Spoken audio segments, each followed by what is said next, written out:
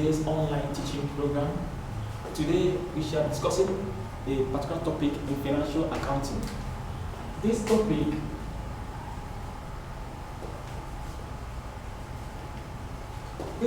is balance sheet.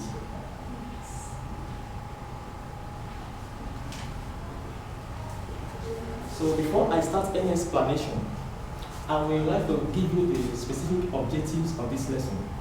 Number one objective is that by the end of this lesson, you students should be able to define balance sheet. Number two is that you students should be able to state the purpose of preparing the balance sheet. Number three is that you should be able to differentiate between assets and liabilities. Now, let's look at the meaning of balance sheet. Balance sheet, what is balance sheet? Balance sheet is the statement of financial position of an entity, which shows the assets, the liabilities, and the owner's equity at a particular point in time. Let me say it again. Balance sheet can be defined as the statement of financial position of an entity, which shows the assets, the liabilities, and the owner's equity at a particular point in time. Let me write it for you.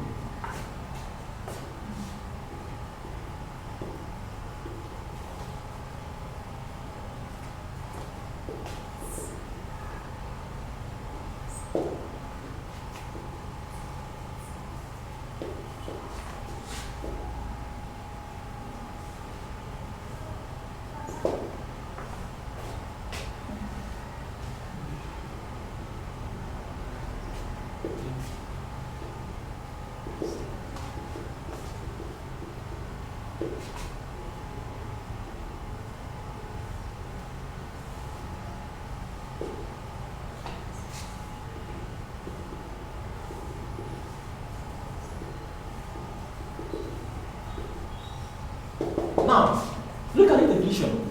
You will see that if you look at the definition, you will understand that there are some words that are underlined here. These words are underlined. Why I underline these words is because I want to bring them into analysis for a better understanding. Now, look at the entity. When we talk about entity, we mean those business enterprises or companies. Now look at this one. The asset. What is asset? Assets, they are the properties of the business. They are the resources which the business use to generate revenue. So now, as asset, example of asset, we have something like machineries. We have something like land and building. We have motor van.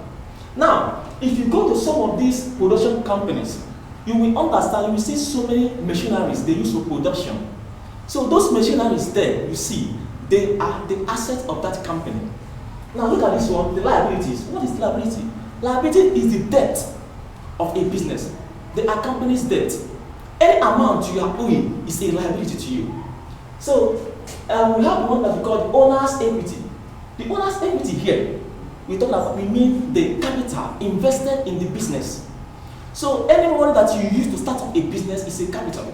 So it is termed as owner's equity when you are discussing a sole proprietorship form of business. But if you are talking about a company or any business enterprises that is incorporated and approved by the register of companies as a legal entity, this owner's equity will no longer be used. Rather, you use the word the shareholders' equity.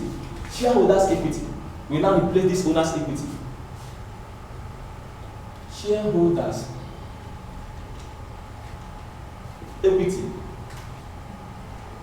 Because this company is no longer owned by one person. It is now owned by a group of persons. That is shareholders.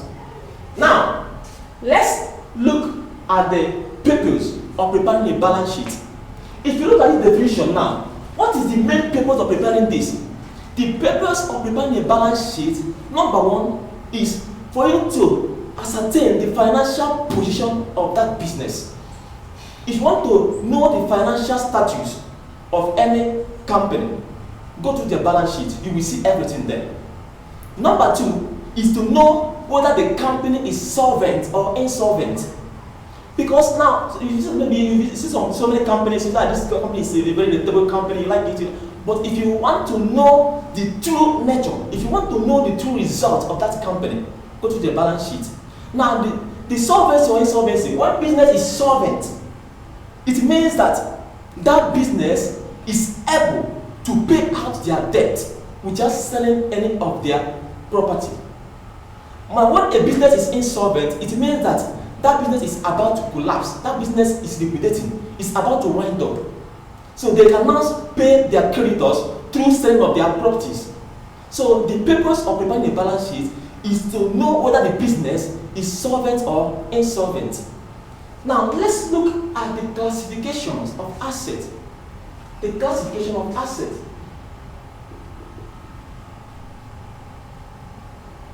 The classifications of assets. Now, asset is classified into two major groups. Number one, we have one that is called non-current asset. Number two, we have one that is called current asset. Non-current assets, they are those assets which their economic value cannot be fully derived within a financial year. You know what it means? It means that the business will make use of those assets to generate revenue. The economic value simply means their financial benefit. Now, example of this non-current asset, the one that you mentioned, machinery, the one that I mentioned before, the machineries. Example of non-current asset, machineries, then land and the building. We have motor van. We have equipment, and we have even this computer. We have computer. Computer is part of non-current asset. Now, this asset, the entity will make use of them to generate revenue. Now, this current asset, what do you mean by current asset? This current asset, what do you mean by that? They are those assets when their economic value are fully derived within a financial year. Their economic value are fully derived within a financial year. Example, talk about stock. We talk about cash in hand. One, cash at bank.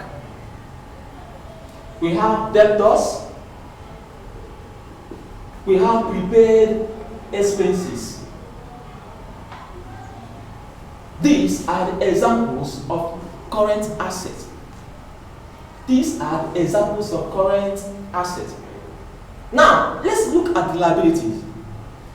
The liability is classified into two major groups. We have one that we call non-current liability, non-current liabilities, and the current liabilities. Non-current liabilities, they are the debt which a company is under obligation to pay more than a financial year. The company cannot pay this debt within a year. So this debt, they can be paying it maybe between 2 to 5 years until those debts are paid out. But when you talk about, okay, example, let me give you an example of this non-current liability. Long-term loan. Long-term loan. Example, long-term loan. Then the one that we call debenture,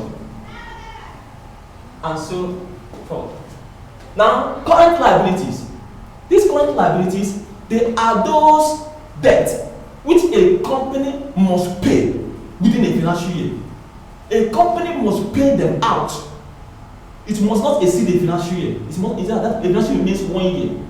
So these debts, example, what are examples of these current liabilities? We have one that we call overdraft. Overdraft, when you borrow more than what you have in your bank account, is known as overdraft, that's bank overdraft. Then the next one, you have the one that you call short-term loan. Next one, creditors, and then so many others. So I will stop this lesson here. Next time, I'm going to teach you how to prepare a balance sheet. But I will give you assignment. Now, assignment.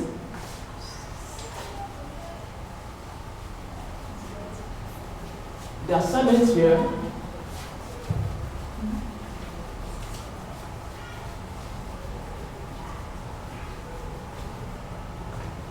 Now, define balance sheet. Number 2, state the purpose of preparing a balance sheet. Now, thank you for listening. God bless you.